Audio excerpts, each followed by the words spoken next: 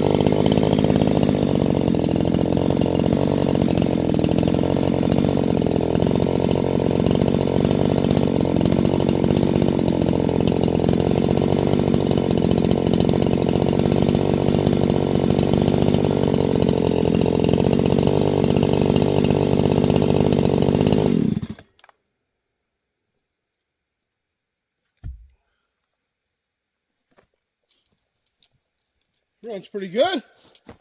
That's really good. Let's get a good look at this.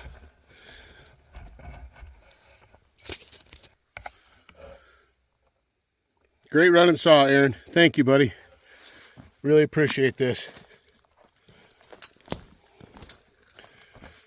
There it is. One big single port on the exhaust. Yeah, let's get a side angle of that beauty. Oh yeah.